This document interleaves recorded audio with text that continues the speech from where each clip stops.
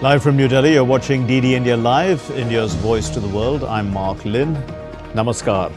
Coming up in the next 30 minutes. European markets in the green as Trump suggests Chinese tariff exemption might be short-lived. Asian markets too trade higher. Donald Trump calls Russian strike on Ukraine's Sumy horrible thing, mistake. Zelenskyy urges Trump to visit Ukraine ahead of a deal with Russia. Fugitive businessman Mehul Choksi is apprehended in Belgium on India's extradition request. The government welcomes his arrest.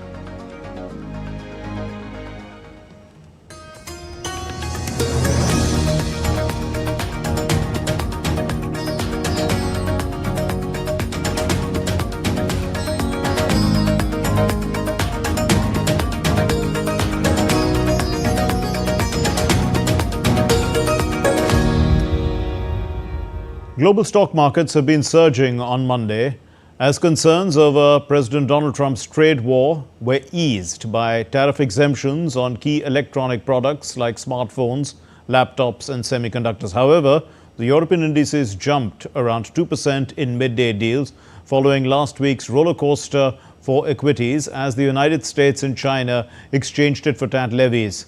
That tracked gains in Asia with the tech firms helping to push Hong Kong up more than 2%, while Tokyo and Shanghai also closed higher. Meanwhile, uncertainty over the US trade policy has weighed on the US dollar, which extended losses against major global currencies.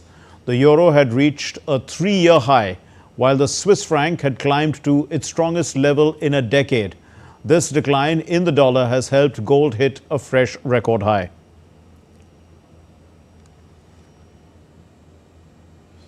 The US President Donald Trump has intensified his trade war with China and he has warned of no exemptions on tariffs. He's reiterated that electronics exemptions are temporary. All this is leading to escalating economic impacts globally. In a fiery message on Truth Social, Trump retaliated that the exemptions, which were seen as a break for tech giants like Apple and Dell, will be temporary. He added that the US is focusing on a national security trade investigation into key industries like semiconductors and electronics. Trump said he will be announcing the tariff rate on imported semiconductors over the next week. The tariffs will be in place in the not distant future because, as you know, like we did with steel, like we did with automobiles, like we did with aluminum, which are now fully on, we'll be doing that with semiconductors, with chips, and numerous other things, and that'll take place in the very near future. In an interview with the US media network, White House trade advisor Peter Navarro said that US has opened an invitation to China to negotiate, but criticized its role in the fentanyl supply chain. He also mentioned that China was not included in talks with 7 other entities: the UK, EU, India, Japan, South Korea, Indonesia, and Israel. Critical technology products from China would face separate new duties along with semiconductors within the next 2 months. Remember, those products are going to be part of the semiconductor sectoral tariffs, which are coming. So you're going to see this week there'll be a register in the Federal Registry, there'll be a notice put out. That is different types of work. So we're going to do that. We did that in autos. The president's going to do it for pharmaceuticals, and he's going to do it for semiconductors. Tariffs tango has hit the global markets rather hard. The S&P 500 index is down more than 10% since Trump took office, with analysts warning of a potential recession. With tensions high and markets on the edge, the trade war between the US and China shows no signs of abating, and markets may continue to witness extreme volatility in weeks ahead. Aarti Rana's report for DD India. Foreign ministers of European nations gathered in Luxembourg on Monday. The EU Foreign Affairs Summit has Ukraine, the Middle East, EU-Africa relations and the Western Balkans on the agenda. On Ukraine, the EU foreign ministers are expected to discuss contributions to the so-called Kalas plan, which involves spending €5 billion on 2 million rounds of large-caliber artillery ammunition this year. On the Middle East, the foreign ministers will focus on the situations in Gaza and Syria. EU foreign ministers will also discuss the current situation in the Western Balkans and cooperation with the region's countries.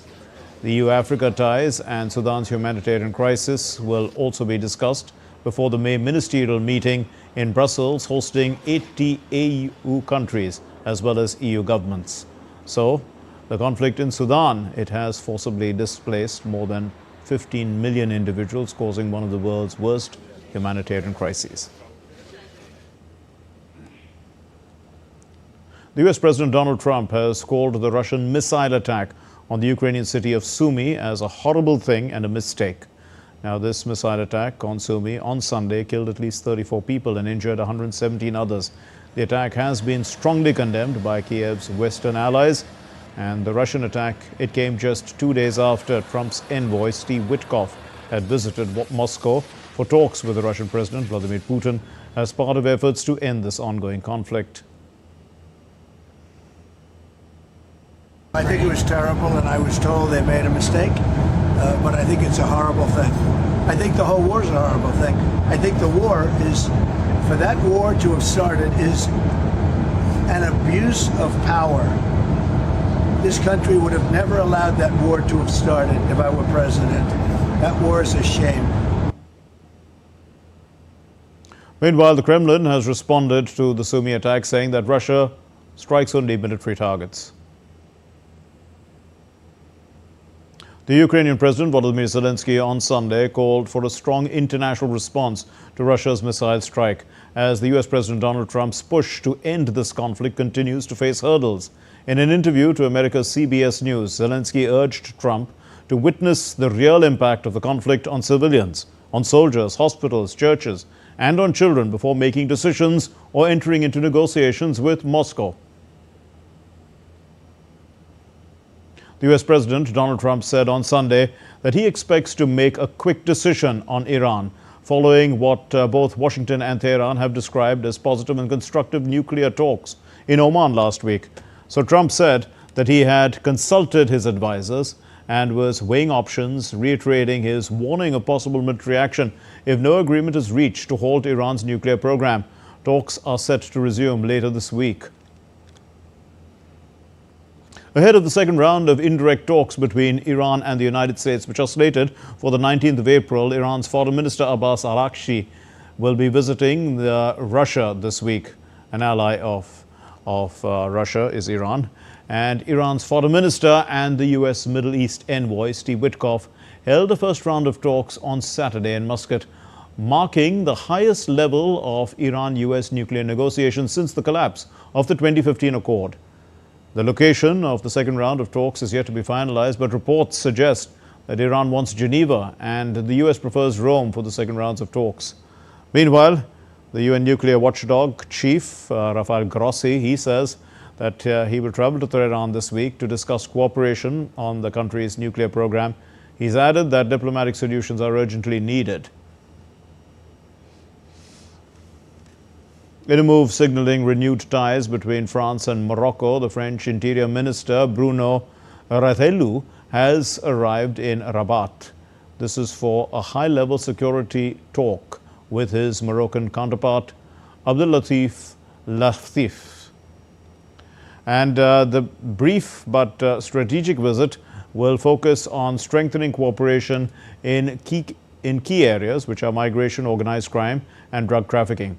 The visit comes on the heels of a diplomatic thaw between Paris and Rabat, following France's recognition of Moroccan sovereignty over the Western Sahara last summer, as well as a turning point in relations after years of strained dialogue, particularly around migration issues.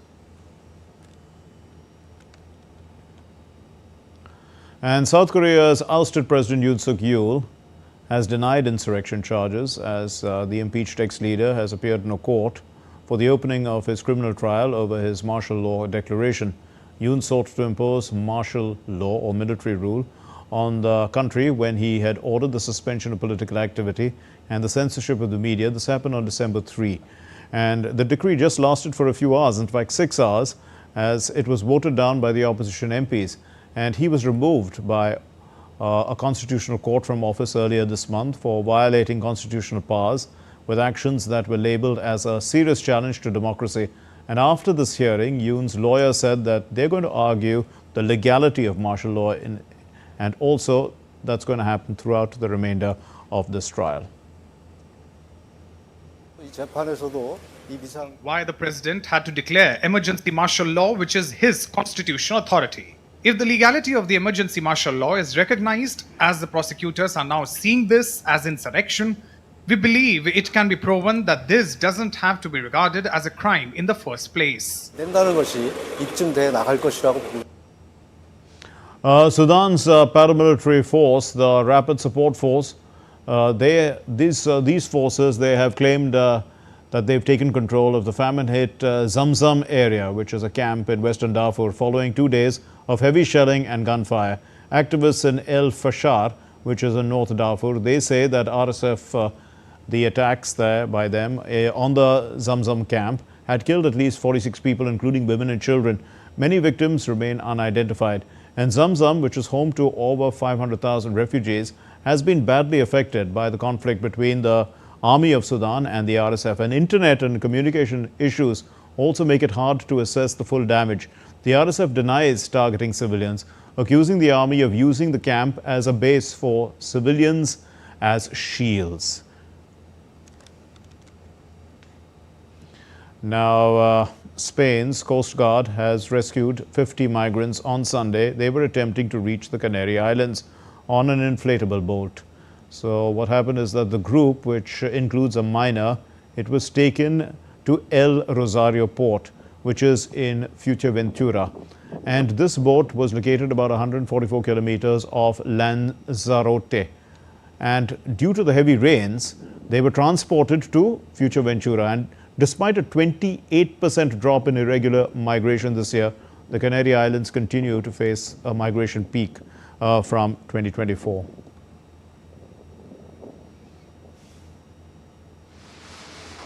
Now, researchers near France's Nancy, they are working on extracting lithium from European mineral deposits. This is to reduce its dependence on imports. In the plant, gravity is used to separate minerals, ultimately producing finely milled lithium powder. It's managed by the University of Lorraine and CNRS. And this is the Stevel plant. It's unique in Europe. It tests processing methods on a semi-industrial scale. Still to come here on DD India Live. China's Xi Jinping embarks on a tour of Southeast Asia. He holds talks with Vietnam's To Lam in Hanoi. Ecuador's Noboa is re-elected in the presidential vote as the rival demands a recount.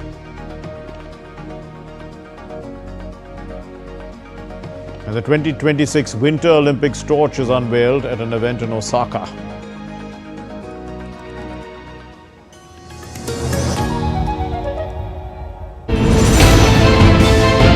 Geopolitics and trade deals. Economic challenges amid development. Hard work and the path to prosperity. It's the economy, always. Between walkers, money is what money does and says. Supply creates its own demand. Between the bulls pulls and bears tears. When supply chains globalization and India rises to the podium.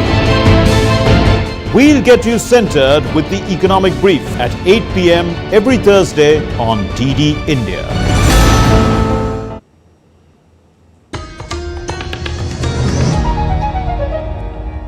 You're watching DD India Live. I'm Mark Lin. Here's our next story. Chinese President Xi Jinping is in Vietnam. And this marks the start of a three-nation Southeast Asia trip. During this visit, Xi Jinping and Vietnam's Communist Party General Secretary To Lam, they signed numerous cooperation deals on production, supply chains and railways. And this comes at a time when Vietnam is seeking tariff reduction from the United States, which is from the current 46% slab. And China also faces very high tariffs, as we know, 145%. So Xi will be traveling to Malaysia and Cambodia after concluding his Vietnam trip. And he's called for stronger cooperation among the emerging sectors and regional initiatives also. He stressed on the importance of collaboration. This is to inject more stability and positive energy into what he calls a chaotic and intertwined world. Daniel Noboa has been elected as Ecuador's president once again, and the country's election authority had declared him the winner after the 37-year-old leader had defeated his leftist rival by a larger than expected margin. So supporters of the president, Daniel Noboa, celebrated in Quito's streets as he secured a victory in the presidential runoff. With 90% of the votes counted, the National Election Council announced that Noboa had an unassailable lead over his charismatic leftist rival, Luisa Gonzalez. And Noboa stated that there was no doubt about his victory, and he thanked his supporters. He pledged to continue efforts to combat drug gangs and revive the struggling economy.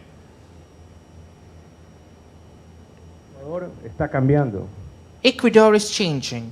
Ecuador has already chosen a different path, and with that path, our children will live better than we did.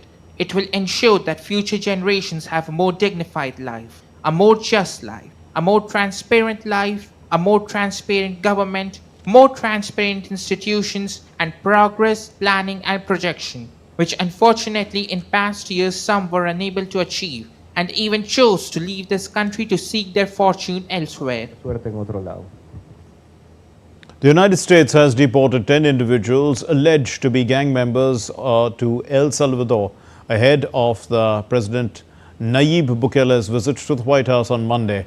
The Secretary of State, Marco Rubio, announced this deportation, stating that these individuals were part of the MS-13 or Tren de Arauca gangs, which the U.S. has designated as foreign terrorist organizations. And this move is part of a broader effort by the Trump administration to deport hundreds of Venezuelans to El Salvador under the 1798 Alien Enemies Act.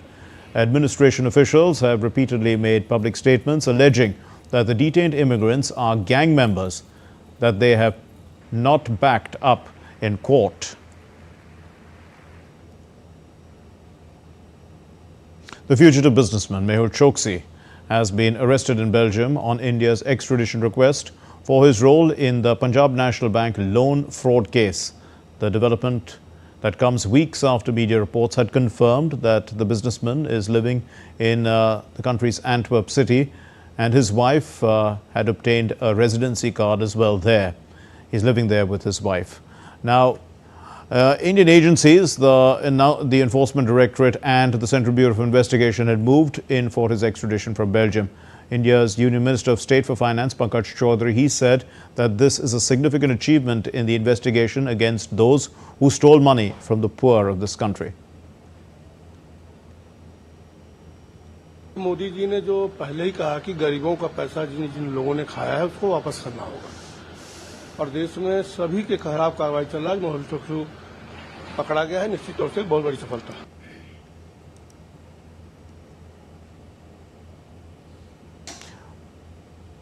In line with his commitment to boost infrastructure, this is still stories about Mehul Choksi. He's a 65-year-old fugitive, a diamond merchant who left on January 2. In 2018, he's wanted by the CBI, ED, and this is defrauding Punjab National Bank. So this fraud, as we see, was unearthed on January 25, 2018. Choksi had obtained fraudulent letters of undertaking from PNB. Choksi and Nirav Modi were working together. Nirav Modi is his nephew. Choksi fled India in 2018, as we said. He had acquired a citizenship of Antigua. And in 2024, Choksi was relocated to Belgium. And those were some details that we continued to give you. And in line with his commitment to boost infrastructure and connectivity, Prime Minister Narendra Modi laid the foundation stone of a new terminal building of the Maharaja Agrisan Airport, which is in Hisar in Haryana. He also flagged off the first ever commercial flight from Hisar in Haryana to Ayodhya in Uttar Pradesh.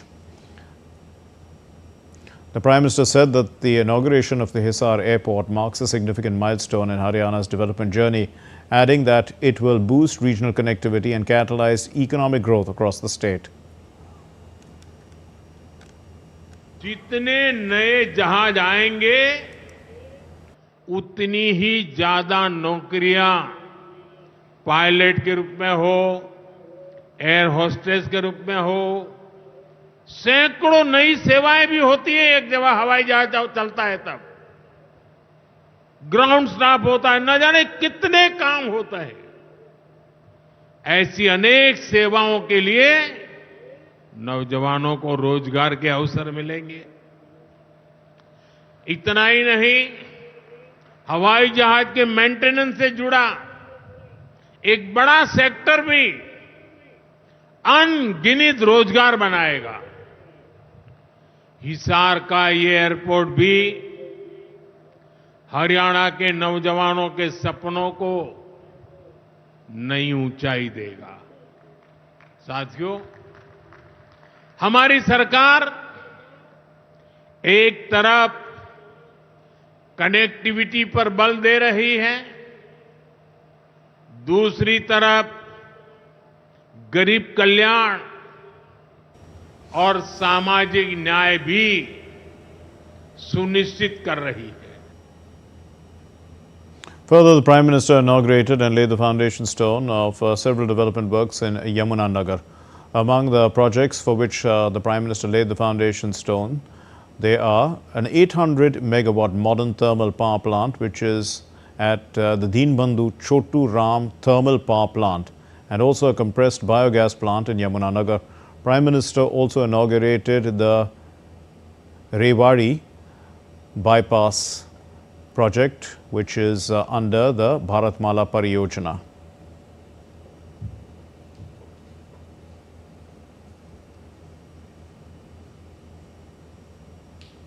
The nation has been paying homage to the chief architect of the Indian Constitution, Dr. B.R. Ambedkar, on his birth anniversary today.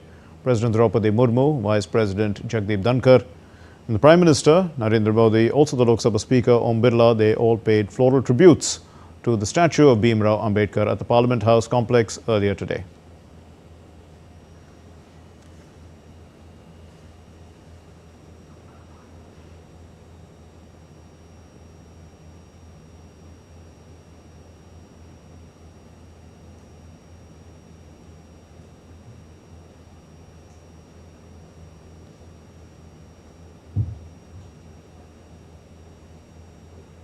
And tributes were also paid to Dr. B.R. Ambedkar at the Central Hall of India's Parliament. Leaders and members of Parliament of both houses, they paid their homage to the architect of India's Constitution. He's remembered for bringing about economic and social rights for women as well as deprived classes. The torches that will carry the Olympic flame for the 2026 Winter Olympics and the Paralympics were unveiled at a dual event which happened in Milan and Osaka on Monday. It's made from recycled aluminium, and these torches have been styled in two different versions. The blue colored, this is for the Olympics, and the bronze for the Paralympics. So from cross-country skier, the former cross-country skier Stefania, and the Paralympic fencing star Bebe Vio, they unveiled these torches. In fact, this was at a theatre in Milan. Milan and the town of Cotino de Ampezzo are the main hosts of the games, which will run from February 6 to February 22 in 2026.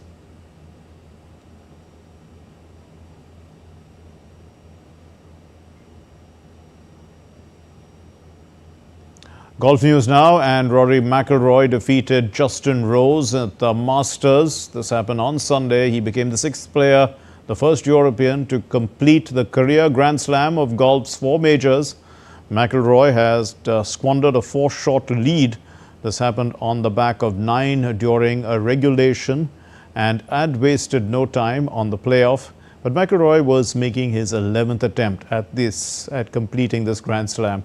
And the feat marked a crowning achievement in his career and delivered his first major title since August of 2014, long time in coming.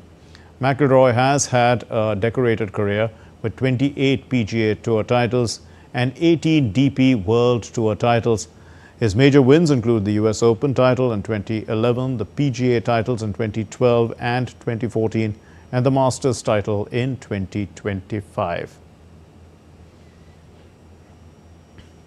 The Union Sports Minister Mansukh Mandavia, along with Chief Minister of Bihar Nitish Kumar, they launched the logo and the mascot for the 2025 Khelo India Youth Games, which is going to take place in Patna. So the minister posted on X, and I quote him now. This event will give a new dimension to the sports revolution taking place in Bihar. I'm confident that this event will prove to be extremely important for the youth of Bihar. This is an important step towards the goal of a developed Bihar and a developed India set by Prime Minister Narendra Modi, unquote. The tournament will run from the 4th to the 15th of May in Bihar. New Delhi is going to stage the shooting, gymnastics and track cycling events.